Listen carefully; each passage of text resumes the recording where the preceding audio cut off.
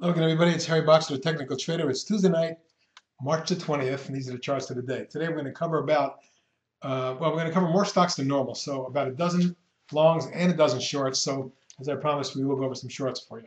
But let's take a look at some of the action on the long side today.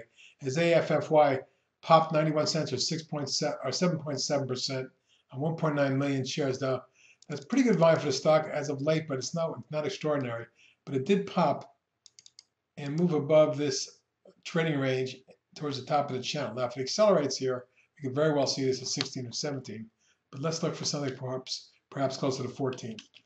AMRN has just been ripping, and if you take a look at the move of the last 6-7 sessions, it's moved from 7 to 12 and change on a big thrust in volume. My target around 13.35 may very well be reached very shortly. CKEC, Carmike, after the pop last week and breakout and the one-day pullback, has moved up for 4 consecutive days and maybe headed towards my 14.25 target very soon. Clean Energy, boys, this stock was doing well, huh? Top of the channel, bottom of the channel, and now it's moving up towards the top of the channel, which could be as high as 25 short term, although there is some resistance at 24. FSII, nice base pattern here. I mean, nice channel up, I should say, and base in this area or consolidation. After the close today, they announced, I think, our strong earnings. The stock is gapping up to over 5, it appears. So this could be up sharply tomorrow. And watch for resistance around 525.30. But if it continues over the next several days, there may be an extension of this move up towards 6.25 or a half.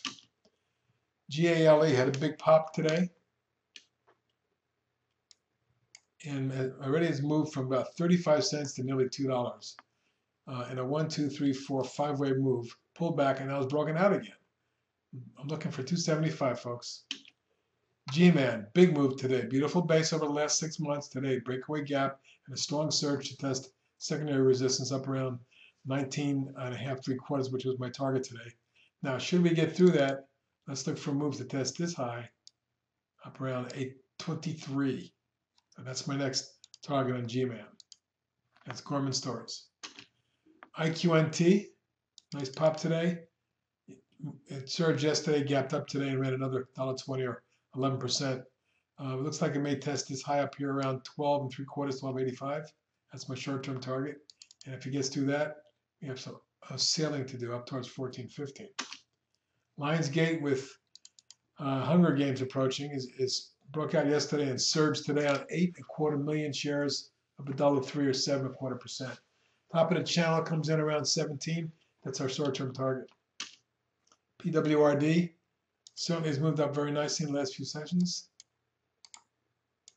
After breaking out on a breakaway gap, it's followed through for 2 days. My target, 19.25. Let's call it 19.5 to 20. Recon, big explosive move yesterday. Nice follow through today. Got all the way up to 458 from as low as 83 cents just yesterday morning. How about that? But when you get a 5-fold increase in 2 days, you're going to get some vulnerability up here. Now, this spike high in June reached right up in the same level. One of the reasons why I may have backed off here. You go to a weekly chart, you'll see there's some more resistance up a little bit above around the 5 area, and that would be my short-term target. And lastly is WPRT, which is a fantastic long-term trend. Let's look at the daily chart. Not only is the long-term trend terrific, but the short-term channel shows excuse me, strong movement right in this area that should get us up towards 54.5. Wow. Some good stuff on the long side. Let's take a look at the short side.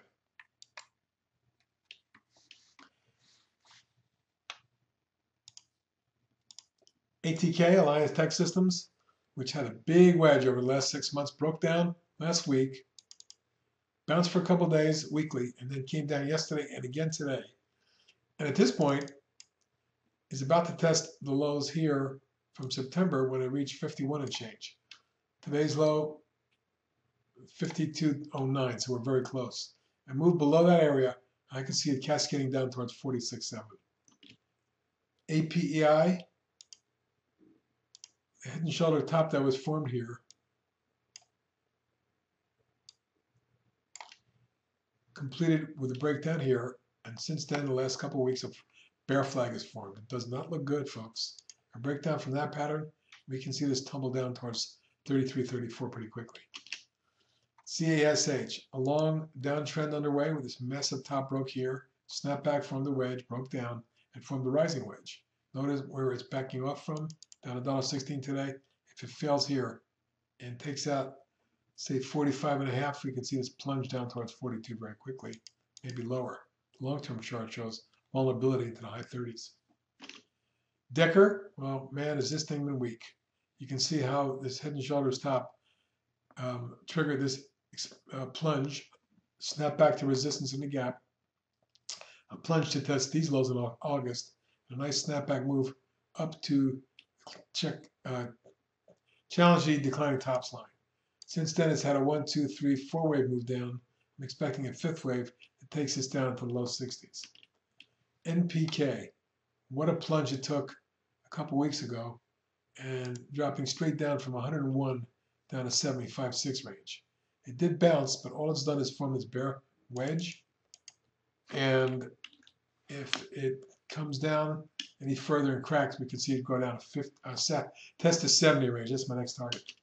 NWN broke this big wedge, came down and formed the bear wedge to the resistance and the moving averages, had been falling away. You can see where